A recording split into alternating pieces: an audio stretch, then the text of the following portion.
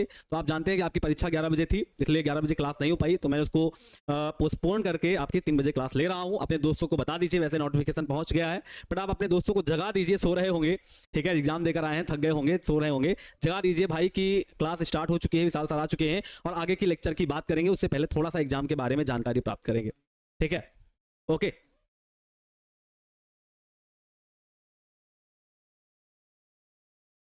Okay चले थोड़ा exam के बारे में चर्चा कर ली जाए। हाँ, तो मैंने जैसा पेपर देखा है, मेरे पास जब प्रश्न पत्र आया, पेपर आया आपका, तो मैंने ऐसा देखा कि कुछ ऐसे टॉपिक हैं जिनसे रिलेटेड अभी मैं आगे इस चैप्टर के अंदर पढ़ाऊंगा। इस चैप्टर के अंदर आगे मैं पढ़ने वाले हैं, हम लोग पढ़ने वाले हैं, ठीक है, उनसे रिलेटेड क्वेश्चन थे। और कुछ क्वेश्चन भैया ज्यादातर जितने भी आपको क्वेश्चन मिले होंगे जो इस चैप्टर से थे वो आगे ही पढ़ने हैं। तो यहां तक के चैप्टर के क्वेश्चन थे, जितना मैंने पढ़ाया था वहां तक आपका फंस गया था पेपर, आपने देखा होगा। कोटि का सवाल फंस गया था, और एक फंस गया था आर और के वाला, जो शून्य कोटि की अभिक्रिया वाला था, जहां हम लोगों ने आर और के बराबर में किया था, जहां शांता ए की पावर 0 हो गई थी, या हम शांता ए को इकाई मान लें, तो उससे रिलेटेड एक सवाल फंस गया था, अगर हम सॉल्व करते तो हो जाता। कुछ आरेखनीय समीकरण से फंस गया था, एक वक्र के सवाल से फंस गया था। तो आगे आगे सवाल इसके इस चैप्टर के थोड़ा सा आगे से कुछ ऑब्जेक्टिव आ गए थे, जिनके हम बारे में बात करेंगे। और बात करें कि अन्य क्वेश्चन की, तो हम कहते हैं कि वैद्युत रसायन चैप्टर से एक दो क्वेश्चन की बात करें तो वो थोड़ा सा हार्ड लेवल का क्वेश्चन था, बाकी पूरा का पूरा पेपर बहुत आसान था, आपने देखा होगा। कुछ मैंने क्वेश्चन जो पिछले अध्याय में मैंने आपको कराए हैं, बताए हैं कि इस तरह का क्वेश्चन आपके पास पूछा जाता है, ऐसा क्वेश्चन बन के आएगा, वहां से क्वेश्चन कई सारे बन के भी आए हैं। इस चैप्टर से रिलेटेड जो आगे के क्वेश्चन हैं वो भी आपसे पूछ लिए गए थे, वो आप अपने अभी आपने नहीं पढ़ा है, तो मैं उसके लिए मैं मान सकता हूं कि आप थोड़ा सा उसमें फंसे होंगे। बाकी जो पिछले अध्याय के चैप्टर की बात करें तो पिछले अध्याय में एक सवाल ऐसा मुझे मिला था जो अलग ही लेवल का था भाई, अलग ही लेवल का था। वो अलग लेवल का ऐसा था कि एक था स्वतंत्र वाला, कि स्वतंत्र रह सकता है, ऐसा कुछ सवाल है। सवाल नंबर हम बात कर रहे हैं 14-15 के आसपास की बात है, ठीक है, मुझे सवाल नंबर नहीं याद है, ठीक है। बाकी अगर अन्य पूरा के पूरा पैटर्न की पूरी पेपर की बात करें तो पूरे पेपर में बात करें तो लगभग लगभग आपको पढ़ा हुआ था। कुछ ऐसे क्वेश्चन थे जो ऑब्जेक्टिव में थोड़ा हार्ड लेवल के थे, कुछ ऐसे 2-3 क्वेश्चन है जो इस चैप्टर में अभी हम लोगों को आगे पढ़ने हैं, वहां पर आपके डाउट क्लियर हो जाएंगे। मंथली एग्जाम क्या होता है सर? मंथली एग्जाम में क्या होता है कि मैंने जितना पढ़ा है वहां तक की तैयारी मेरी कैसी है, अभी मैंने आपको जहां तक पढ़ाया है वहां तक की तैयारी आपकी बढ़िया गई होगी। कुछ क्वेश्चन आपसे नहीं बने होंगे, मैं मानता हूं, कुछ क्वेश्चन अलग ही लेवल के थे, अनदर लेवल के थे, ठीक है। अगर मैं गारंटी देता हूं, कुछ गारंटी मैं देता हूं, मैंने भी सर्च किया है, गारंटी देता हूं कि कुछ क्वेश्चन ऐसे थे जो आप ढूंढेंगे भी तो ढूंढने से भी नहीं मिलेंगे, किसी भी किताब में नहीं मिलेंगे, ऐसे ऐसे ऑब्जेक्टिव आज पूछ लिया गया था। तो भाई पेपर का लेवल ही अलग कर दिया था, एकदम लेवल, मतलब कि कुछ क्वेश्चन का लेवल इतना हाई पूछ लिया था कि भाई पूछो ही ना। तो कभी कभी उतार चढ़ाव होते रहते हैं। इसके पहले पेपर में आपने बहुत बेहतर प्रदर्शन दिया, वो पेपर बहुत इजी था। इस पेपर में आपको थोड़ा सा हार्ड लेवल के क्वेश्चन रख दिया गया, तो आपका आकलन भी किया गया, ठीक है, ऐसे ऐसे क्वेश्चन थे। तो भाई पेपर के लिए आपको बहुत बहुत बधाई, आपने बहुत बेहतर तरीके से परिणाम दिया होगा। मैं मानता हूं कि 30 ऑब्जेक्टिव में आप अगर 1-2 की बात कर दें, 2-3 की बात कर दें, जो अभी मैंने 5 ऑब्जेक्टिव की बात कर दें, 5 के अलावा तो आप कर ले गए होंगे, ठीक है। एक सवाल की बात करते हैं, 28 नंबर का एक सवाल था जो लगभग पेपर में 5 नंबर का क्वेश्चन पूछा जाता है, सक्रियण ऊर्जा वाला है, वो उठा के ऑब्जेक्टिव में रख दिया। जो पेपर में लगभग 5 नंबर का 2 नंबर का क्वेश्चन पूछा जाता है, उठा के ऑब्जेक्टिव में रख दिया कि भाई अब करो सक्रियण ऊर्जा निकाल के दिखाओ। इस टॉपिक, इस चैप्टर के अगले टॉपिक की बात है, ठीक है। तो भी वहां पर चर्चा करेंगे और बढ़ते हैं फिर अपने लेक्चर में। आज हम बात करने वाले हैं प्रथम कोटि की अभिक्रिया के बारे में। आपके पेपर की बात हो गई है, ठीक है। हाँ देखो, एक बार और बताते हैं कि जब भी आपको पेपर देखने को मिलेगा तो ऐसा नहीं है कि आपके अपेक्षा अनुसार वो पेपर आए। जैसे आप कह रहे हैं सर फिजिक्स का पेपर बहुत हलवा था, वहीं केमिस्ट्री का पेपर टफ हो गया, हो सकता है अगली बार केमिस्ट्री का पेपर हलवा हो जाए, फिजिक्स का पेपर थोड़ा टफ हो जाए। तो ये पेपर पैटर्न एडजस्ट करने वाले के ऊपर होता है, जो बनाता है वो एडजस्ट करता है कि भाई किस पेपर को ज्यादा हार्ड रखना है। तो एक पेपर आपका हार्ड हो गया केमिस्ट्री का, अब देखिएगा थोड़े से पेपर में पैटर्न में चेंज हो। जैसे आप मैथ और बायो में जाओगे तो मैथ और बायो में देखना कि मैथ और बायो में किसी एक का पेपर टफ रख देंगे, एक का पेपर इजी रख देंगे। हिंदी और इंग्लिश में जाओगे तो वहां पर भी किसी एक का पेपर टफ रख देंगे, एक का पेपर इजी रख देंगे। हो सकता है दोनों इजी रख दें, हो सकता है दोनों टफ रख दें। तो ये कहते हैं आकलन करना उचित नहीं होगा किसी भी चीज का कि भाई पेपर किस चीज का टफ आ सकता है। हाँ, क्वेश्चन के लेवल टफ हो सकते हैं, पेपर टफ तभी हो जाता है जब आपके समझ से कुछ 3 क्वेश्चन 4 क्वेश्चन बाहर आ जाते हैं, ठीक है। तो भाई आप लेक्चर की बात करेंगे और मैं वादा करता हूं कि इस चैप्टर के अंदर जितने भी आपको क्वेश्चन पूछे गए हैं, मैं पढ़ाते वक्त आपको सभी क्लियर कर दूंगा कि भाई मैं आपको ये पढ़ाने वाला था और यहां से आपको क्वेश्चन पूछ लिया गया था। चलिए फिर बात करते हैं। पहले बात करेंगे आपके शून्य कोटि की अभिक्रिया से कुछ जो ग्राफ है, ठीक है। हाँ बिल्कुल आपके सामने आ जाएगी आंसर की, आप उसके लिए चिंता मत कीजिए। अगले मंथ से पहले, अगले मंथली एग्जाम से पहले आपके पास वो आंसर की आ जाएगी, सभी क्वेश्चन के आंसर की आ जाएगी। सब्जेक्टिव का भी आंसर मैं पिछले एक हफ्ते के अंदर आपको जो भी पेपर में सब्जेक्टिव पूछा गया उससे रिलेटेड सभी आंसर मैं प्रोवाइड करा दूंगा, ठीक है, आपके पास पहुंचा दूंगा, ये मेरी जिम्मेदारी है। ऑब्जेक्टिव और सब्जेक्टिव का पूरा हल आपके पास पहुंच जाएगा अगर एक हफ्ते के अंदर। अभी आप एक हफ्ते जो आपके पेपर हैं, लगभग 4-5 दिन का गैप पर पेपर चल रहे हैं, अभी आप पेपर पर पूरा फोकस करें, उसके दौरान मैं आपको भिजवा दूंगा, ठीक है, मेरी गारंटी है। हर एक प्रश्न का आपको उत्तर भिजवा दूंगा और उसे समझा भी दूंगा वीडियो के माध्यम से, ठीक है। तो अभी हम लेक्चर की बात करते हैं। ये पहला है शून्य कोटि की अभिक्रिया, जो हम लोगों ने पढ़ ली है, उससे रिलेटेड हम आज ग्राफ की बात करने वाले हैं। ग्राफ से भी डायरेक्टली हमसे सवाल बना के पूछ लेता है। पहला ग्राफ है हमारा वेग और समय के साथ, मींस हमारा टाइम और रेट के साथ ग्राफ है। अगर हम सर टाइम और रेट के साथ थोड़ा ग्राफ की बात करें तो मुझे याद है आपने कहा था जो आर होती है, आर जो होती है वो सांद्रता ए के समानुपाती होती है, बट जो शून्य कोटि की अभिक्रिया होती है उसकी कोटि ही शून्य होती है। Yes sir. तो सर यहां पर जब ये समानुपाती का मार्क हटाओगे तो आएगा बराबर और एक कांस्टेंट आएगा, और सर a की पावर 0 तो ये हो जाएगी 1, तो सर r का मान k के बराबर आ जाएगा, r का मान k के बराबर आ जाएगा। सर अगर r का मान k के बराबर आ गया तो सर r का मान k के बराबर आ गया, r और k क्या हो गए, बराबर हो गए। मींस यहां आ गए सर। अगर हम टाइम के साथ रेट की बात करेंगे, टाइम के साथ उसकी रेट की बात करेंगे तो सर इसकी जो लाइन होगी वो पूरी की पूरी स्ट्रेट लाइन होगी, क्योंकि सर यहां आर और के हैं बराबर बराबर, उसका वेग उसके वेग स्थिरांक के बराबर चल रहा है। और आपने पढ़ा था, मैंने आपको एक क्वेश्चन करवाया था कि टेम्परेचर पर ही, टेम्परेचर बढ़ाने पर ही वेग स्थिरांक बढ़ता है,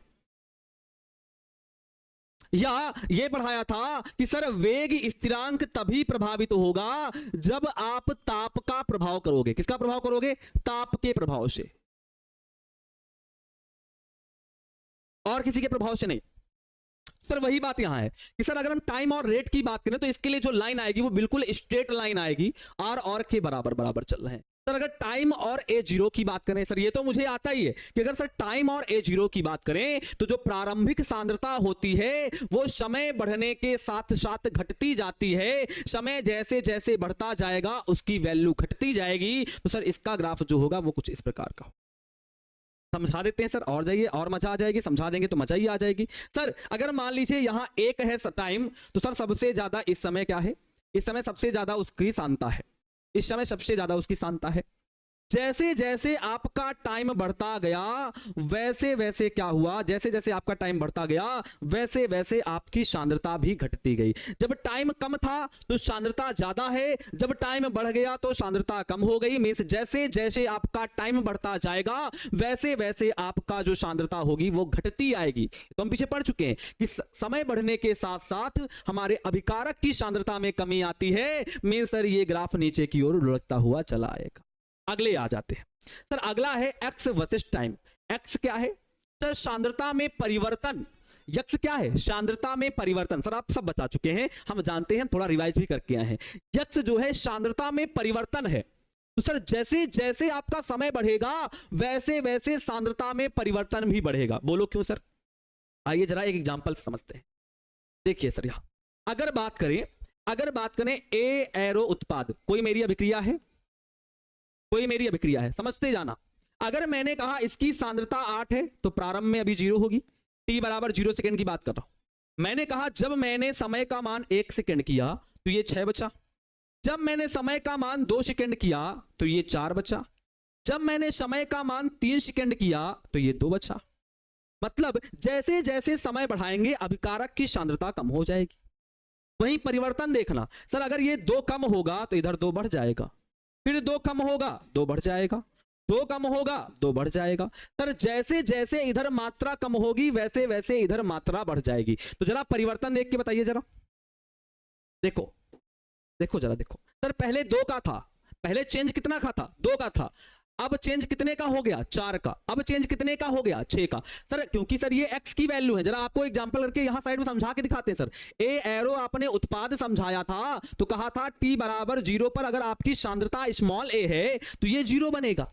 अगर थोड़ा समय बीत जाएगा तो मान लीजिए इधर यक्स मात्रा बनेगी, तो इधर x मात्रा खर्चा होगी। सर ये x क्या है? ये x है परिवर्तन। कितना परिवर्तन हुआ? सर देखिए जैसे जैसे समय बढ़ता जा रहा है इस परिवर्तन का मान भी, यहां से तुलना करो, जरा तुलना करके देखो। सर ये जो इधर निकल के आया है वो x है, मतलब ये सब x के मान है। तो सर पहले x का मान 2 आया, फिर x का मान 4 आया, फिर x का मान 6 आया। मीन्स सर क्या है? अभी नॉर्मल समझ रहे हैं सर?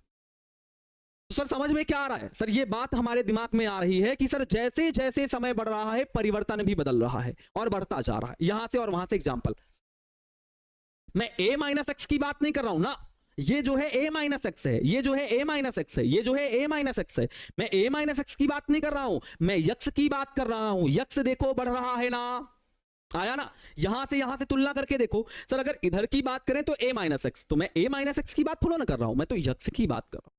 ये यक्स के मान है। जैसे जैसे मेरा समय बढ़ रहा है वैसे वैसे मेरी x की वैल्यू बढ़ रही है। तो वही यहां पर बात आई कि सर जैसे जैसे आपका समय बढ़ता जाएगा, मान लीजिए आपका समय 0 है तो सर x भी 0 होगा। जैसे जैसे आपका समय बढ़ता जाएगा, जैसे जैसे आपका समय बढ़ता जाएगा वैसे वैसे आपकी x की वैल्यू भी बढ़ती जाएगी। जरा सर साइड में समझा दीजिए इसको जरा। देखिए सर आप मान लीजिए 0 पर 0 है, जब मैंने 1 किया तो ये 1 हो गया, जब मैंने 2 किया तो ये 2 हो गया, जब मैंने 3 किया तो ये 3 हो गया। देखिए सर जैसे जैसे हम टाइम बढ़ाते जा रहे हैं वैसे वैसे हमारे यक्स का मान बढ़ता जा रहा है। इस एग्जांपल में यहां पर समझ में आ गई ना बात? सर यहां तुलना करने पर देखने पर मिला कि सर ये जो इधर लिखा जाएगा वो यक्स का मान होगा। सर यक्स का मान पहले 2 है, फिर 4 हो गया, फिर 6 हो गया। तो सर ज्यादा समय बीतेगा तो ज्यादा परिवर्तन आएगा, कम समय बीतेगा तो कम परिवर्तन।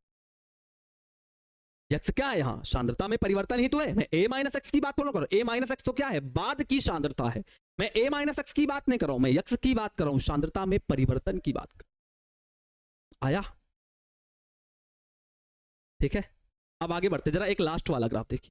टी हाफ का है और a 0 का है, टी हाफ का है और a 0 का है। कोई दिक्कत नहीं सर, टी हाफ का है तो होने दीजिए ना, ये भी तो समय ही है, ये भी समय। भैया देखो सर ये t था तो a 0 था, अब ये टी हाफ है तो सर ये a 0 है। सर क्या फर्क पड़ता है? फर्क इतना पड़ता है, फर्क इतना पड़ता है, जरा आइए सर आपको समझा देते हैं फर्क कितना पड़ता है। फर्क इतना पड़ता है सर, यहां पर क्या था, यहां पर क्या था k बराबर था a बाई टी, ये t के लिए है, या इसको हम ऐसे करके देख देते हैं, t बराबर था a बाई के, ये था, ये तो t सिंपल समय के लिए है। बट सर t हाफ के लिए था a बराबर a बाई 2 के, ये t हाफ के लिए है। ध्यान से देखिएगा सर, t के लिए है a बाई के, और सर t हाफ के लिए है a बाई 2 के, t के लिए है a बाई के, x बाई के। हाँ सर फंस गए सर, टेब के लिए क्या है, x बाई के कि a बाई के? चलिए तो बता दीजिए सर, चलिए मैं वेट कर रहा हूं। चलिए बताइए यक्स का मान क्या है? अरे भैया यक्स का मान कुछ भी हो सकता है। अब यक्स का मान यहाँ कुछ भी हो सकता है। जब 2 सेकंड बीतोगे तो 4 हो सकता है, 3 सेकंड बिताओगे तो 6 हो सकता है। सर यहां पर अगर आपको बात कराएं, यहां पर आपको बात कराएं तो सर k बराबर आपने निकाला था a0 माइनस का at और बाई टी। सही निकाल रहे हैं ना? सही निकाल रहे हैं सर। a0 का मान a था, इसका मान a माइनस एक्स था, देख लीजिए सर, बाई टी था, तो k बराबर क्या हो जाएगा? हो जाएगा a माइनस का a प्लस का x by T. Sir a से a खत्म हो गया था, सर k बराबर आया था x बाई टी, और यहां सर k बराबर आएगा, क्या आ जाएगा सर? t के लिए क्या आ जाएगा सर? t हाफ के लिए क्या आया था? t हाफ के लिए, सर t हाफ के लिए आ जाएगा a बराबर a बाई 2 के। क्या सही बोल रहा हूं क्या? देखो टी हाफ के लिए a बाई 2 के आएगा, k के लिए यहां से t का मान निकालोगे तो t के लिए आएगा x बाई, क्यों? क्योंकि सर जो x है वो प्रारंभिक सांद्रता का आधा है। कहा था आपने, अगर आपने अर्ध आयु निकाला है तो सर अर्ध आयु का मतलब होता है ऐसा समय जितने समय में कोई भी पदार्थ, कोई भी अभिकारक अपनी प्रारंभिक सांद्रता का आधा रह जाता है। तो सर यहां पर x का मान तो a बाई 2 ही आएगा। सर अगर टी हाफ के चक्कर, देखो टी हाफ के चक्कर में a बाई 2 को देखोगे, टी हाफ के चक्कर में a बाई 2 को देखोगे तो क्या पाओगे? जरा बता दीजिए। टी हाफ के चक्कर में a/2 को देखोगे तो क्या पाओगे बताइए? टी हाफ के चक्कर में सर समय जैसे जैसे बीतेगा, सिंपल सी बात है सर, समय जैसे जैसे, ये समय है सर, कुछ भी हो समय ही तो है सर, समय जैसे जैसे बीतेगा अभिकारक की जो प्रारंभिक मात्रा है वो घटती जाएगी। ये बताइए,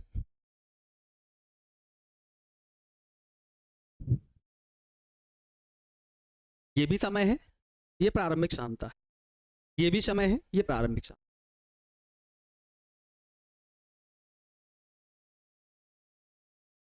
आया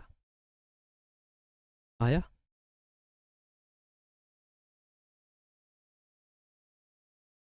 चले आगे बढ़े भैया, ये भी समय ही है, ये भी समय ही है, दोनों समय ही है, दोनों के दोनों समय है, बस फर्क क्या है, ये फुल टाइम वाला है और ये हाफ टाइम वाला है, एक फुल टाइम वाला है, एक हाफ टाइम वाला है, फर्क इतना ही है, कोई दिक्कत तो है नहीं सर, फुल टाइम के लिए, हाफ टाइम के लिए।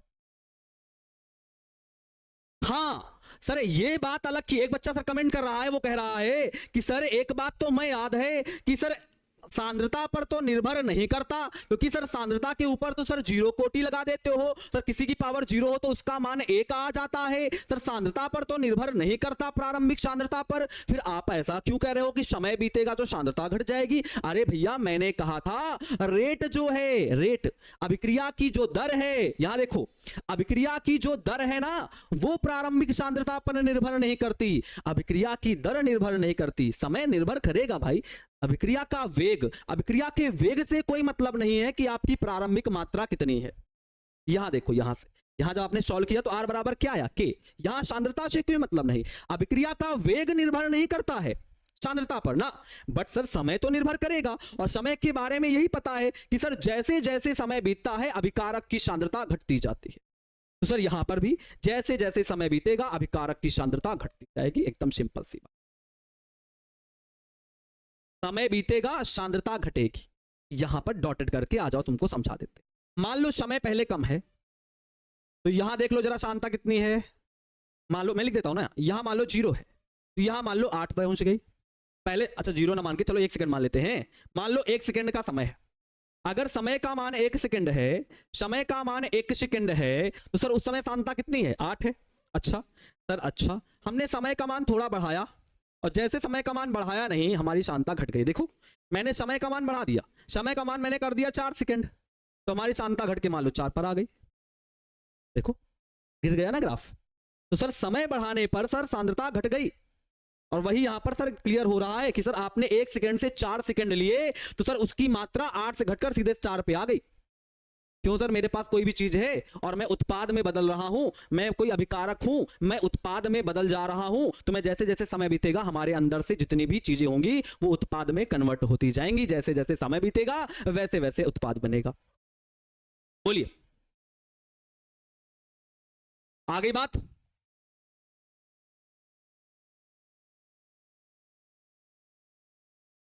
चले सांद्रता बताइए ना सर जी, सांद्रता भाई चैप्टर 2 का है, सांद्रता किसे कहते हैं? विलय की वह मात्रा जो किसी विलयन या विलायक की निश्चित मात्रा या आयतन में घुली हो उसकी सांद्रता कहलाती है। विलय की मात्रा जितनी ज्यादा होगी सांद्रता उतनी ज्यादा होगी।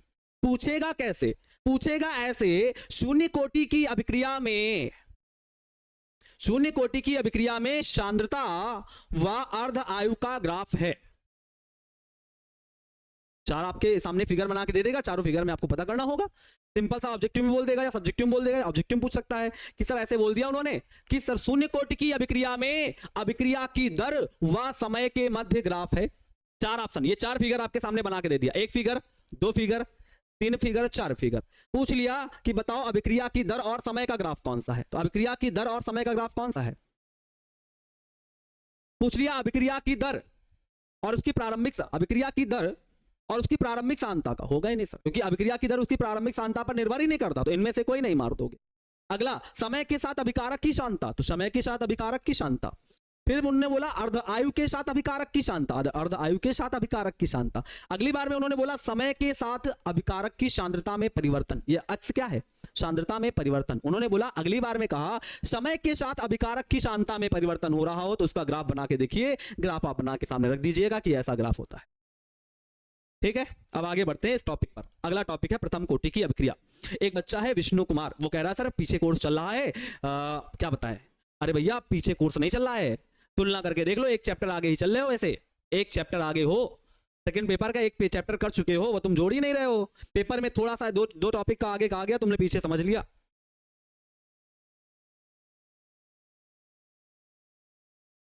क्या बताए? चलो आ जाओ शून्य कोटि की अभिक्रिया, प्रथम कोटि की अभिक्रिया क्या होती है। ये दोनों अभिक्रियाएं मोस्ट इंपॉर्टेंट हैं और दोनों अभिक्रियाओं से सवाल भर भर के पूछा जाता है। और आज का सवाल कुछ इसी से रिलेटेड एक ऑब्जेक्टिव आया था, उस ऑब्जेक्टिव पर चर्चा करेंगे भी, बट थोड़ा सा आपको धैर्य रखना पड़ेगा। अभी इससे ऑब्जेक्टिव एक पूछा गया था, नॉर्मल से ऑब्जेक्टिव पूछा गया था, उस नॉर्मल से ऑब्जेक्टिव को हम बात करेंगे। पूछा गया था किसी अभिक्रिया का वेग, या बोला गया था किसी अभिक्रिया की अभिकारक की सांद्रता इकाई हो तो वेग स्थिरांक होगा वेग के बराबर। ऐसा कुछ क्वेश्चन था, अगर मैं पढ़ के सुनाऊं तो मैं पढ़ देता हूं, एक क्वेश्चन था ऐसा। चलिए आ जाइए जरा पढ़ देता हूं एक क्वेश्चन। कहां गया है क्वेश्चन? हाँ, दर समीकरण में जब अभिकारक की सांद्रता इकाई होती है, ये 20 नंबर का क्वेश्चन है। दर समीकरण में जब अभिकारक की सांद्रता इकाई होती है, और एकदम सरल क्वेश्चन था कि दर समीकरण आपको याद है सर, आर बराबर होता है कि सांद्रता ए और उसकी कोई कोटि होती है। ये दर समीकरण है सर। दर समीकरण में यदि अभिकारक की सांद्रता, ये जो सांद्रता है, अगर इसका मान इकाई कर दिया जाए तो दर होगी, ये जो दर होगी वो क्या होगी? तो दर क्या होगी सर? दर होगी के बराबर। दर जो होगी के बराबर होगी। के क्या है? दर स्थिरांक है या विशिष्ट दर स्थिरांक है। तो पहला ऑप्शन एकदम सही हो जाएगा, एकदम सरल सवाल था। अगर सांद्रता का मान एक रख दो, किसी की एक की पावर कुछ भी लगाओ, वो एक ही रहता है, तो आर बराबर के आएगा सर। जो दर आएगी वो दर स्थिरांक के बराबर आएगी। दर स्थिरांक को विशिष्ट दर स्थिरांक बोला जाता है। एकदम आसान सवाल था ये, तो सब सवाल इसी चैप्टर से थे। ठीक है, आओ जरा प्रथम कोटि की अभिक्रिया की बात करते हैं। और डेरिवेशन अच्छा है, इंपॉर्टेंट है, पेपर में पूछा जाता है सीधे 5 नंबर का। 5 नंबर का आ जाओ।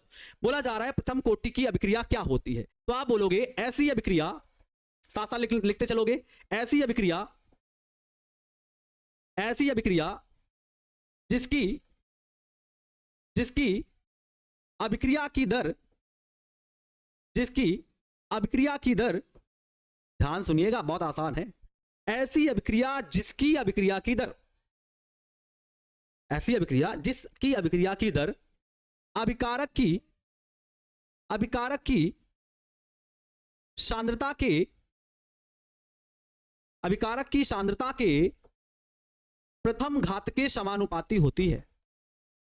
प्रथम घात के समानुपाती होती है प्रथम कोटि की अभिक्रिया कहलाती है। प्रथम कोटि की अभिक्रिया कहलाती है।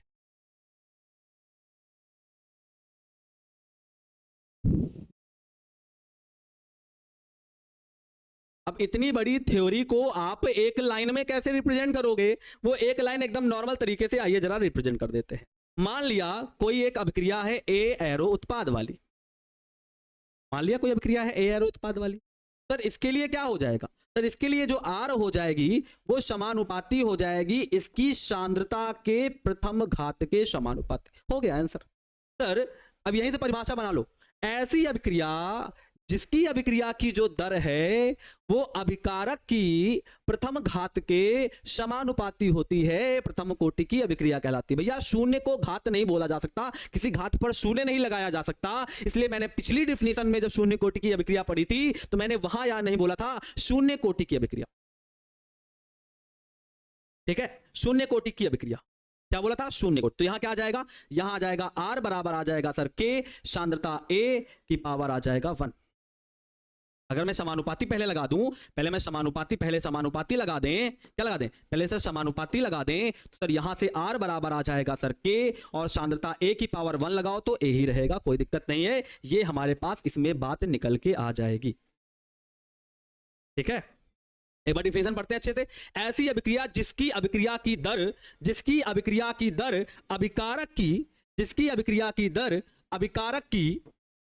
अभिकारक की सांद्रता के प्रथम घात के समानुपाती होती है, प्रथम कोटि की अभिक्रिया कहलाती है। ऐसी अभिक्रिया जिसकी अभिक्रिया की दर अभिकारक की मतलब ए की सांद्रता की मीन्स बड़े ब्रैकेट की प्रथम घात की मीन्स 1 के समानुपाती होती है। समानुपाती का चिन्ह हटाएंगे, के आएगा तो आर जाएगा, आर बराबर के सांद्रता ए। अच्छा सर अगर बात करें सर आर कैसे रिप्रेजेंट करेंगे, सर आर होती है अभिक्रिया की दर और यहां अभिकारक है तो हम बोलेंगे सर इसके लिए आ जाएगा माइनस का D A by D T. क्या आ जाएगा? माइनस का D A by D T बराबर आ जाएगा के सांद्रता ए। क्या आ जाएगा? के सांद्रता ए। बट सर हम टी समय पर लेकर चल रहे हैं तो सर यहां पर सर आपको टी बोलना पड़ेगा। बिल्कुल सही सर, अगर आप टी समय लेकर चल रहे हो तो टी बोलना पड़ेगा क्योंकि आप पीछे वाले डेरिवेशन में करा चुके हो। अगर आप टी समय लेकर चल रहे हो तो आपको टी मानना पड़ेगा। चाहो तो आप साइड में सर थोड़ा सा नोट कर दें तो हमको पीछे वाली बातें थोड़ा सा रिमेंबर आ जाएंगी। पीछे वाली बातों में आपने कहा था कि अगर कोई ए एरो उत्पाद बना रहा है और यदि समय का मान 0 हो और समय का मान t हो तो आपने कहा था मान लिया पहले उसकी मात्रा a है तो वो 0 उत्पाद अभी बना रहा है। थोड़ा समय t समय बीतने के बाद जब वो x मात्रा बना लेता है तो इधर से x मात्रा खर्च हो जाती है। और आपने अच्छे से कहा था मान लीजिए इसका मतलब है क्या, सांद्रता a 0 और इसका मात्रा मतलब है सांद्रता at। ये है सांद्रता ए 0 मीन्स प्रारंभिक सांद्रता मीन्स 0 समय पर अभिकारक की सांद्रता और ये है सर टी समय पर अभिकारक की सांद्रता। और यहां पर सर आप टी मान के चल रहे हो तो हो जाएगी टी समय पर अभिकारक की जो सांद्रता होगी वो आप टी डिनोट करके लिखोगे तो एकदम क्लियर समझ में आएगा। माइनस का D A T by D T बराबर के ए आ जाएगा। भला ये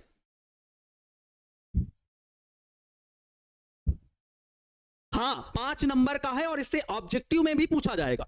अभी तो ये 5 नंबर का पूरा डेरिवेशन है बट 2 नंबर का सवाल आएगा प्रथम कोटि की अभिक्रिया किसे कहते हैं, उदाहरण देकर समझाइए। ये 2 नंबर का क्वेश्चन हो गया। 5 नंबर का क्वेश्चन आएगा प्रथम कोटि की अभिक्रिया के लिए दर व्यंजक या वेग नियम का सत्यापन कीजिए या समाकलित वेग नियम लिखिए। कई क्वेश्चन आते हैं, समाकलित वेग नियम लिखिए या दर व्यंजक लिखिए या वेग नियम लिखिए। तो ये पूरा 5 नंबर का पूरा डेरिवेशन आता है। ये बात मैं आपको पीछे समझा चुका हूं शून्य कोटि की अभिक्रिया में। सर मान लिया ए एरो उत्पाद कोई बनाता है, जब समय 0 है तो सर कुछ ना कुछ तो बनेगा नहीं। जब थोड़ा समय बीतेगा तो मान लेते हैं यक्स मात्रा बनेगी। तो अगर ये यक्स मात्रा बनेगी तो इधर से यक्स मात्रा कम पड़ेगी, उधर बनेगी तो इधर घटेगी। सर इधर घट गई, ए थी, ए में यक्स मात्रा घट गई। सर ये भी सांद्रता है, ये भी सांद्रता है बट ये 0 समय पर है तो मैंने 0 डिनोट करके लिखा, ये t समय पर है तो मैंने t से डिनोट किया। अब मैंने यहां देखा तो पाया ये dt की बात कर रहे हैं मींस t समय की बात कर रहे हैं तो मैं यहां पर t मान के चलूंगा और इसको थोड़ा आगे बढ़कर चलेंगे। लिखा है माइनस का d सांद्रता dt बाई dt बराबर है हमारा ka। क्या है हमारा ka या a को इसके नीचे बुला लो, t को dt को उधर भेजो तो हो जाएगा माइनस का dat बाई सांद्रता a बराबर आ जाएगा के डी टी। ठीक है, अब चलो क्या लिखा था पिछली वाली बात में, दोनों ओर समाकलन करने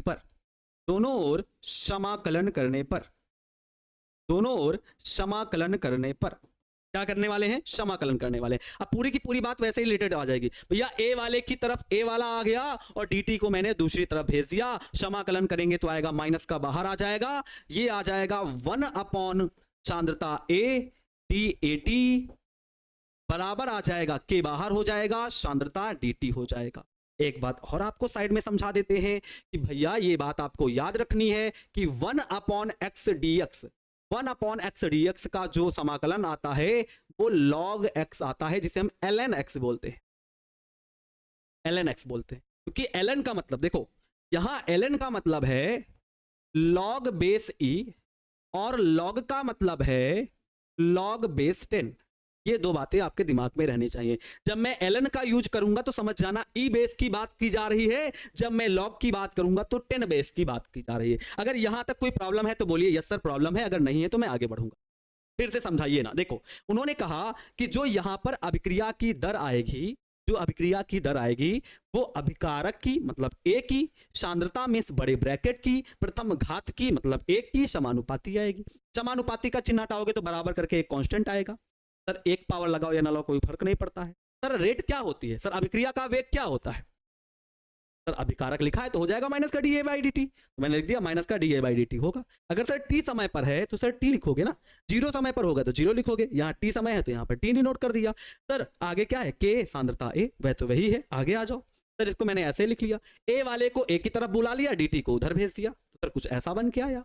फिर मैंने कहा दोनों ओर समाकलन करने पर मैंने समाकलन किया तो सर ये डी बाई सांद्रता ए है, तो मैंने कहा सर 1 अपॉन सांद्रता ए डी बराबर हो जाएगा के डी टी। मैंने आपको यहां समझाया कि 1 अपॉन एक्स डी एक्स का ln एक्स होता है। ln का मतलब लॉग होता है बेस ई पर और लॉग का मतलब लॉग होता है बेस 10 पर। तो ये आपको छोटी सी बात ये आपको समझ में रखनी है कि जहां जहां मैं ln का यूज करूंगा आप समझ जाइएगा वहां पर लॉग बेस ई की बात की जा रही है। ठीक है, आप ऐसे ही पेपर में करोगे जैसा मैं समझा रहा हूं। अब उन्होंने क्या कहा कि सर 1 अपॉन एक्स का ln एक्स होता है, तो आपने कहा सर ठीक है 1 अपॉन एक्स का ln एक्स होता है, तो 1 अपॉन सांद्रता ए का क्या होगा? सांद्रता ए होगा। सर यहां पर सांद्रता ए लिख दीजिए। पर सर टी समय पर है तो सर यहां पर टी डिनोट कर दीजिए, बराबर ए हो जाएगा। सर यहां पर कुछ नहीं है तो 1 dt का टी होगा प्लस का सी होगा, 1 dt का टी होगा और प्लस का क्या हो जाएगा? सी हो जाएगा। 1 dt का टी हो जाएगा प्लस का सी हो जाएगा। ठीक है,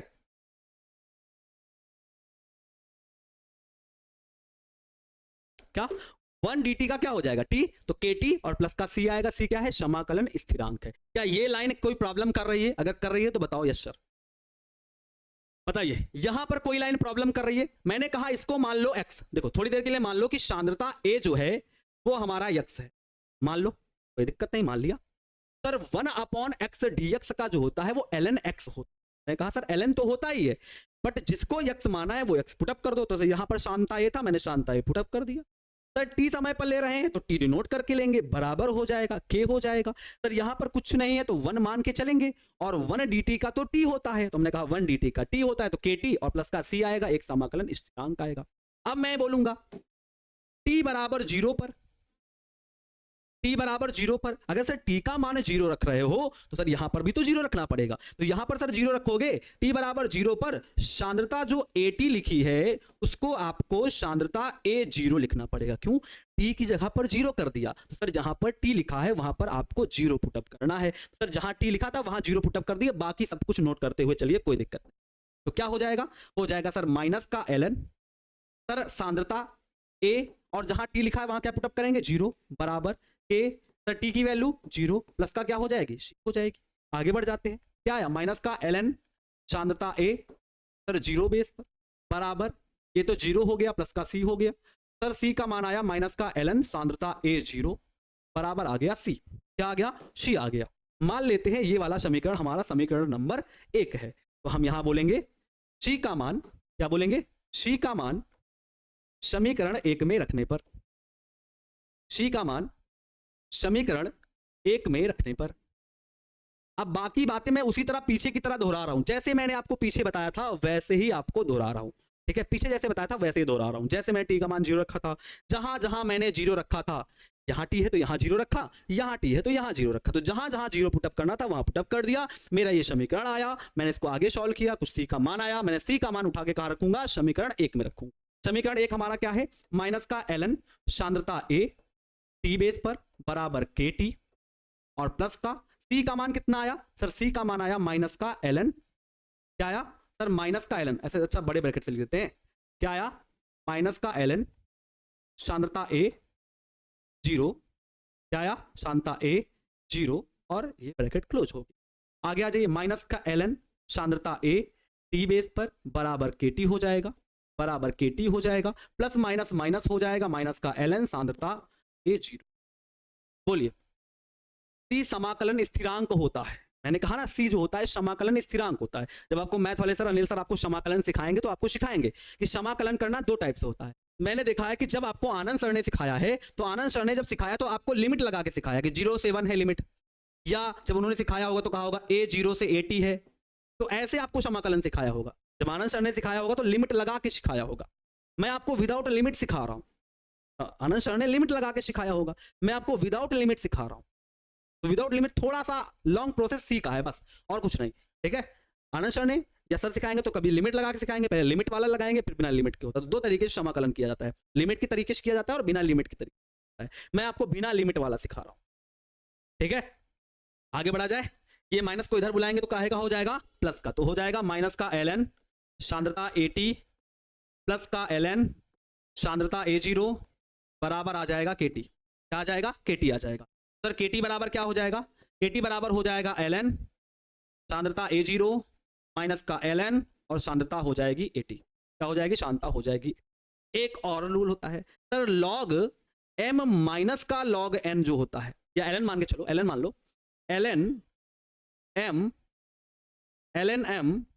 माइनस का ln n जो होता है, या x y मान लेते चलो, चाहे x y, ln x minus का ln y जो आता है वो आता है ln x अपॉन में y। या कभी कभी लोग ऐसे भी लिखते हैं log m माइनस का log n जो आता है वो आता है log m अपॉन में n, या log m अपॉन में n।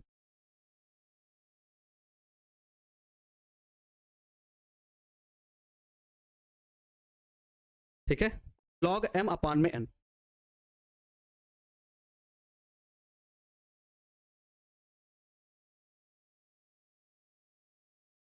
ठीक है, अब उसी वाली को बात को यहां लिखा रहा हूं कि log m माइनस का log n क्या होगा, तो आप बोलोगे सर KT बराबर आ जाएगा ln A0 अपॉन में आ जाएगा AT। क्या ये लाइन आई समझ में, अगर आई तो बताइए यस सर। उधर मैंने साफ कर दिया है, अगर आपको नहीं दिख रहा तो मैंने इधर बुला लिया है। अच्छा चलो और इधर बुला लेते हैं, कोई दिक्कत नहीं है, चलो आ जाओ, इसको और इधर बुला लेते हैं, ये लो। ठीक है, ठीक है भैया, A0 वाला प्लस का होगा और AT वाला माइनस का होगा, तो A0 वाला प्लस का है, AT वाला माइनस का है, तो हो जाएगा log m माइनस n बराबर log m upon n। Sir A0 ऊपर हो जाएगा, AT वाला हो जाएगा नीचे। यहां तक की बात क्लियर है, यस सर क्लियर है ना। आगे बढ़ा जाए थोड़ा सा, आ जाओ। क्या आया, एक समीकरण आया सर, KT बराबर आया, क्या आया, KT बराबर ln सांद्रता A0 अपॉन में सांद्रता AT। ये तो एक बात आ गई सर, ये तो एक बात आ गई, बट सवाल सर इससे थोड़ा लगेगा। सवाल किससे लगेगा, देखो जब हम ई बेस को 10 बेस में चेंज करते हैं तो 2.303 से गुना मार देते हैं, तो ये आ जाएगा 2.303 log सांद्रता A0 और बाई सांद्रता AT। ठीक है, मैं यहां साइड में एक बार और मेंशन कर दे रहा हूं कि सर ln का मतलब है log बेस E और सर log का मतलब है log बेस 10। ये आपको मैंने मेंशन कर दिया कि ln जो है वो log बेस E वाला है, log जो है वो log बेस 10 वाला है। तो जब मैंने कहा जब मैं E बेस को 10 बेस बनाऊंगा तो 2.303 से मल्टीप्लाई मारूंगा, सर यहां k आ जाएगा, सर यहां से k आ जाएगा 2.303 अपॉन में आएगा t और log आएगा log सांद्रता A0 अपॉन में आ जाएगा सांद्रता AT। ये हमारे आ जाएगी प्रथम कोटि की अभिक्रिया का समीकरण। क्या आ जाएगा, प्रथम कोटि की अभिक्रिया का समीकरण हमारे सामने निकल के आ जाएगा। देखिए प्रथम कोटि की अभिक्रिया का समीकरण हमारे सामने निकल के आ जाएगा, और पेपर में कभी कभी डायरेक्टली पूछ लिया जाता है निम्न में प्रथम कोटि की अभिक्रिया का समीकरण है, तो आपको फार्मूले ही पूछ लिए जाते हैं और फार्मूले से कहा जाता है भैया बताओ कौन सा प्रथम कोटि की अभिक्रिया का समीकरण है। तो कौन है, k बराबर 2.303 अपॉन में t log A0 अपॉन में AT। अच्छा हम जानते हैं सर, हम लोगों ने पीछे क्या माना था, हम लोगों ने A0 को a माना था और AT को a माइनस x माना था। चलिए भाई वैल्यू पुटअप कर लेते हैं, तो आ जाएगा सर k बराबर आ जाएगा 2.303 और बाई क्या आ जाएगा t log A0 का मतलब स्मॉल a है और AT का मतलब a माइनस x है। तो सर इस फार्मूले से भी हम कई बार ऐसा लिख कर दे देंगे, कई बार ऐसा लिख कर दे देंगे, कोई दिक्कत नहीं सर, कुछ भी लिख कर दे। ये भी पता चल गया, ये भी पता चल गया। A0 का मतलब प्रारंभिक सांद्रता जो मैंने a मान के रखी है, और AT का मतलब अंतिम सांद्रता जो मैंने a माइनस।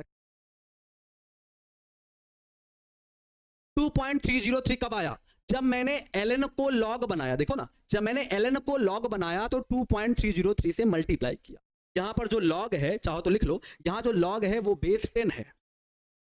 अगर कम आए तो समझ लो मैंने लिख दिया, जबकि log का मतलब log बेस 10 का मतलब है और ln का मतलब log बेस e है। तो जब जब ln लिखोगे तब तब वो log बेस e रहेगा, बट जब जब आप केवल log लिख दोगे, केवल अगर log लिख दिया तो समझ जाना वो बेस 10 पर है, समझे। अगर केवल log लिख दिया, केवल log लिख दिया, केवल log लिख दिया तो समझ जाना वो log बेस 10 की ही बात कर रहा है। अगर ln लिखा है तो फिर वो log बेस 10 नहीं है। एक बार फिर से पूरा का पूरा डेरिवेशन देख लो, ये वाली बात तो एकदम क्लियर हो गई होगी। हमने कहा सर अभिक्रिया का वेग क्या होता है, ये आर क्या है, अभिक्रिया का वेग है। सर यहाँ अभिकारक दिया है तो अभिकारक की शांता में परिवर्तन बटे लगा समय, तो मैं यहाँ आ जाएगा माइनस का D A by D T. But sir T समय पर ले रहे हो तो टी वाला मेंशन करके रखो, बराबर आ जाएगा के शांता ए। हम लोग ये पीछे बात पढ़ के आ चुके हैं कि जब सर अगर मैंने मान के रखा कि प्रारंभिक सांद्रता स्मॉल ए है और टी समय बाद उसकी सांद्रता में यक्स का परिवर्तन हो, सर इधर यक्स बनेगा तो सर इधर से यक्स हटेगा, तो सर इधर से मैंने एक्स हटा दिया, सर ये प्रारंभिक सांद्रता है, ये अंतिम सांद्रता है।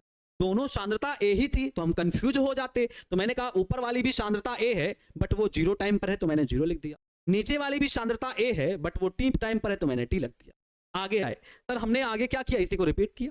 फिर मैंने कहा ए वाला भैया इधर बुला लो, डी टी को उधर भेज दो। आ गया सर, इसको मैं 1 बाई शांता ए लिख सकता हूं, कोई दिक्कत है। तो मैंने कहा माइनस का समाकलन 1 by Shanta A D A T बराबर के को बाहर बुलाया और डी टी लिखा, डी टी का मतलब 1 डी टी है। मैंने कहा सर अगर 1 अपॉन एक्स का निकालोगे तो यक्स आएगा, नहीं सर 1 अपॉन एक्स का लॉग एक्स आएगा, एल एन एक्स जिसे बोलते हो, तो 1 अपॉन एक्स का एल एन एक्स आएगा, मगर बेस ई रहेगा। एल एन का मतलब बेस ई है, दिमाग में रखना, एल एन का मतलब बेस ई है।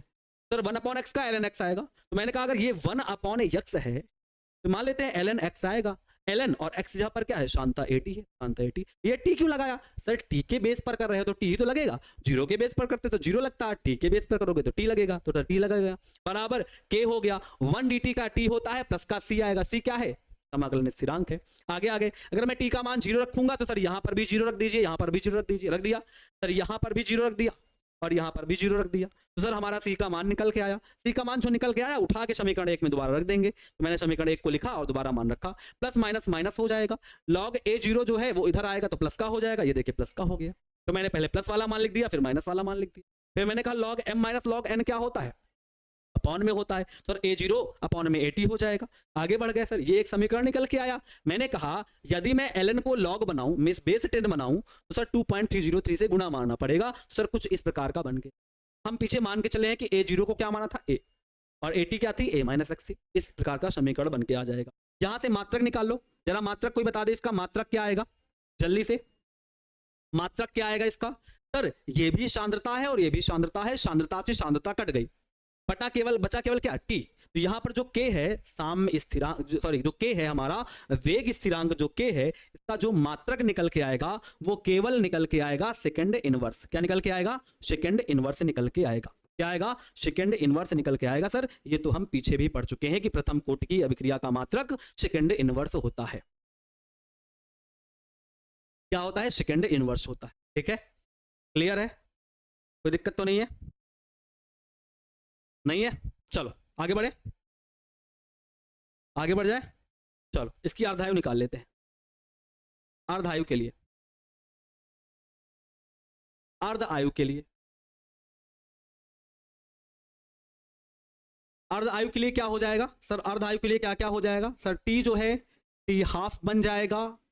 और सर आपने कहा था सर अंतिम सांद्रता जो होगी वो प्रारंभिक वाली सांद्रता की आधी बचेगी। ये तो कहा था कि सर अंतिम जो सांद्रता बचे वो प्रारंभिक सांद्रता की आधी बचे, जो अभिकारक की सांद्रता हो आधी हो जाए। तो अभिकारक की सांद्रता अगर ए 0 थी तो उसी का आधा हो जाए, तो सर अभिकारक की सांद्रता ए 0 थी उसी का आधा हो गई। सर ए टी जहां पर ए 0/2 मान के चलोगे। चलिए देख लीजिए समीकरण। सर क्या था, के बराबर था 2.303 अपॉन में टी लॉग ए 0 अपॉन में ए टी।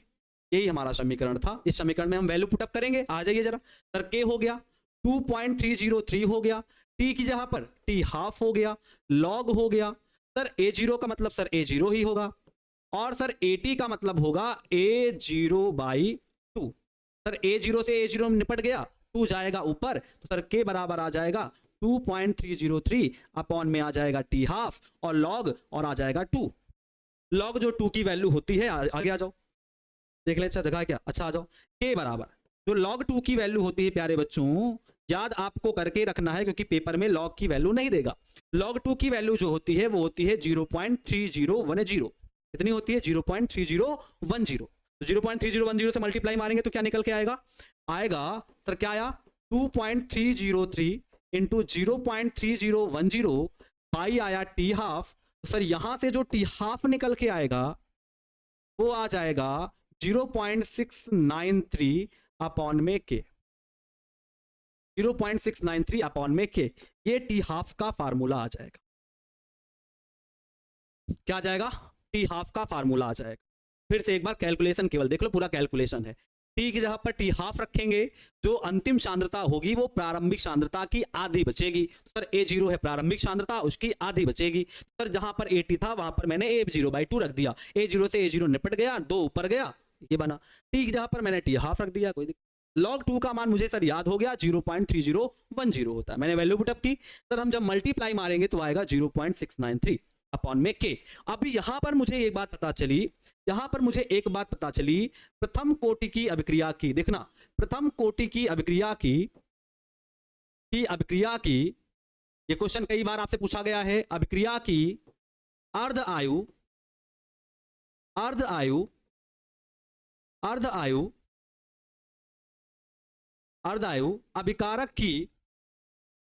अभिकारक की सांद्रता पर निर्भर नहीं करती। अभिकारक की सांद्रता पर निर्भर नहीं करती।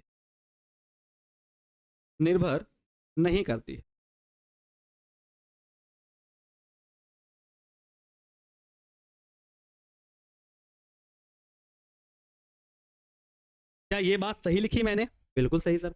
यहां देख लीजिए टी हाफ का फार्मूला, टी हाफ के फार्मूले में कहीं किसी भी सांद्रता का जिक्र नहीं है, ना स्मॉल a है, ना A-x है, ना A0 है, ना AT है, कोई भी सांद्रता यहां नहीं है। तो ये पेपर में क्वेश्चन आता है ऐसे बोलते हैं, किसी अभिक्रिया की अर्ध आयु उसकी अभिकारक की सांद्रता पर निर्भर नहीं करती। तो सीधे टिक कहां मारोगे? प्रथम कोटि की अभिक्रिया। प्रथम कोटि की अभिक्रिया की जो अर्ध आयु होती है वो कभी भी अभिकारक की सांद्रता पर निर्भर नहीं करती, उससे अभिकारक की सांद्रता से कोई मतलब, ठीक है, कोई मतलब। ठीक है, क्लियर है? एक और बात आ जाती अगले टॉपिक पर। A0 सांद्रता A0 व AT में संबंध, सांद्रता A0 व AT में संबंध, ये कई बार आपसे ऑप्शनल आया है। छोटे छोटे ऑब्जेक्टिव देख लेते हैं एक बार, ठीक है, क्लास एंड करने से पहले। ये कई बार ऑब्जेक्टिव में क्वेश्चन आया है, इसको जरा ध्यान से देखिएगा। हमने अभी सीखा था पीछे कि सर KT बराबर होता है ln A0/AT, यही हमने सीखा था पीछे, अभी जस्ट पीछे सीख कर आए हैं। ये देखिए सर KT बराबर होता है ln सांद्रता A0 अपॉन में सांद्रता AT। कई बार ये क्वेश्चन पेपर में आया है, ऑब्जेक्टिव आता है कि प्रथम कोटि की अभिक्रिया की प्रारंभिक सांद्रता व अंतिम सांद्रता में संबंध क्या होता है। प्रारंभिक सांद्रता व अंतिम सांद्रता में संबंध क्या होता है? तो ये A0 क्या है? प्रारंभिक सांद्रता। AT क्या है? अंतिम सांद्रता। सर यहां क्या होगा? जब ये ln हटाएंगे, जब ये ln देखो जरा, जब ये ln हटेगा तो जो इसका बेस E है वो यहां आ जाएगा और बना लेगा e की पावर KT। समझे क्या? जैसे मैंने कहा ये ln लिखा है तो आपने कहा सर ये ln क्या है? बेस E है। सर ये जब ln हटेगा तो वो ये वाला जो E बचा है वो E इधर आके बेस बन जाएगा और इसको पावर कर देगा। तो ये E इधर जाएगा और बना लेगा e की पावर KT। सर AT को इधर भेज दीजिए तो सांद्रता A0 बराबर आ जाएगा सांद्रता AT इंटू e की पावर KT। कभी कभी आपको ऐसे भी पूछ लेता है, ठीक है, कभी कभी आपसे ऐसे भी पूछ लेता है और कभी कभी इसे घुमा के भी पूछ लेता है। कभी कभी AT इधर लिखा होता है, A0 उधर लिखा होता है। तो अगर मैं कहूं AT बराबर क्या होगा तो आप बोलोगे सर AT बराबर हो जाएगा सांद्रता A0 इंटू e की पावर माइनस का KT। क्या हो जाएगा? e की पावर माइनस का KT। क्या हो जाएगा? e की पावर माइनस का KT हो। और ज्यादातर आपको ऑप्शन में यही देखने को मिलेगा।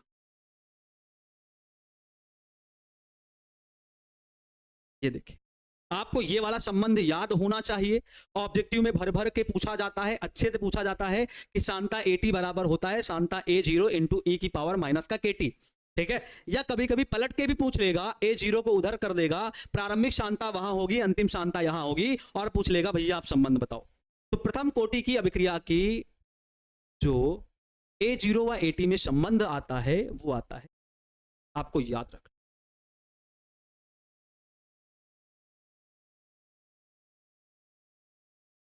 ये वाला स्टेप देखो, मैंने केवल चेंज किया है, तो भैया AT यहां आ गया और A0 यहां चला गया, तो पावर चेंज हो गई। कैसे? मैंने इसको पलट दिया, देखो AT ऊपर चला गया, A0 नीचे आ गया, ये माइनस हो जाएगा ना। अरे भैया इसको अगर पलटेंगे तो ये माइनस हो जाएगा ना, अगर माइनस हो जाएगा तो इधर माइनस लगेगा, माइनस लगेगा तो माइनस का KT हो जाएगा। नॉर्मली समझ लो, जब मैं इसके अलग अदला बदली करूंगा, AT इधर लाऊंगा, A0 इधर लाऊंगा, तो यहाँ माइनस का लग जाएगा। वो बहुत लंबा प्रोसेस है, मैथमेटिकल है, अभी लंबा समझाऊंगा तो ये भी बाउंस कर जाएगा तुम्हें। ठीक है, इसलिए यहीं पर समझो, आगे ना जाओ। और एक बच्चा कमेंट कर रहा है, सर बिहार बोर्ड में ना लड़ा तो क्या? मैंने आपको इतने ऑब्जेक्टिव कराए, नहीं लड़े। अगर आप ध्यान से देखोगे तो लड़े कई सारे, बट जो नहीं करवाए वो कहां लड़ जाएंगे? जो करवाए वो तो लड़े ना, बट जो नहीं करवाए वो कहां लड़ जाएंगे? वो तो करवाएंगे ना, आगे तो लड़ेंगे, देखना जाएंगे लड़ेंगे नहीं लड़ेंगे। इतने सारे ऑब्जेक्टिव करा देंगे, लड़ेंगे कैसे नहीं? अब हम ये नहीं कहेंगे भाई कि आज तक कभी सवाल ही ना पूछा गया हो और वो एकदम अच्छे से बना के दे दे। अब वो उसे कुछ उस सवाल को घुमा के पूछ ले तुमसे और तुमने कहा सर ऐसा तो क्वेश्चन आपने नहीं करा। भैया सवाल बनाने के लिए शिक्षक हैं वहां पर, एक ही सवाल को तोड़ मरोड़ के कुछ भी बना सकते, वो उनके ऊपर है कि वो सवाल को कैसा बना सकते हैं। और इस बार उन्होंने केमिकल केमिस्ट्री के पेपर में यही किया। मैं इस बारे में बार बार चर्चा नहीं करूंगा आपसे, ठीक है। थोड़ा हम कहते हैं आपके ऊपर भी डिपेंड करता है कि आप कितना तैयारी करके जाते। हम कहते हैं कुछ ऐसे क्वेश्चन है, आप पूरी क्वेश्चन बैंक उठा के ढूंढ लीजिए, मैं तो गारंटी देता हूँ। कुछ ऐसे क्वेश्चन है आज के पेपर में जो क्वेश्चन बैंक उठा के ढूंढ लीजिए, गेस पेपर उठा के ढूंढ लीजिए, मिलेगा नहीं। नहीं मिलेगा तो उसके लिए क्या किया जा सकता? उसके लिए समझा जा सकता है ना कि वो क्वेश्चन था सिलेबस से ही, बट कैसे घुमा के पूछा गया। ठीक है, तो फिर ये चर्चा को मैं यहीं पर समाप्त कर रहा हूं। आगे आऊंगा तो इस चर्चा के बारे में आगे भी चर्चा करेंगे। प्रथम कोटि की अभिक्रिया के बारे में हम लोगों ने कई सारी चर्चाएं कर ली हैं। तो प्रथम कोटि की अभिक्रिया क्या होती है, उसका समीकरण क्या होता है, ठीक है, समीकरण के बारे में चर्चा कर ली, इक्वेशंस के बारे में चर्चा कर ली, इसके मात्रक के बारे में चर्चा कर लिया। फिर मैंने टी हाफ समझ लिया कि टी हाफ इसका क्या निकल के आएगा, और लास्ट में समझ लिया कि इसके A0 और AT में क्या संबंध आएंगे। अगली क्लास में तो ये सीखेंगे कि अगर अभिक्रिया को पूर्ण होना है तो कितना समय लगेगा। ठीक है, अगर अभिक्रिया को पूर्ण होना है तो समय क्या लगेगा, क्या अभिक्रिया पूर्ण हो पाएगी कि नहीं हो पाएगी। यहां से भी एक ऑब्जेक्टिव बना के पूछ लेता है कि ऐसी कौन सी अभिक्रिया है जो सदैव चलती रहती है या होती रहती है। ऐसी कौन सी कोटि की अभिक्रिया, ऐसी कौन सी अभिक्रिया है जो सदैव होती रहती है। शून्य कोटि, प्रथम कोटि, द्वितीय कोटि, इनमें से कोई नहीं।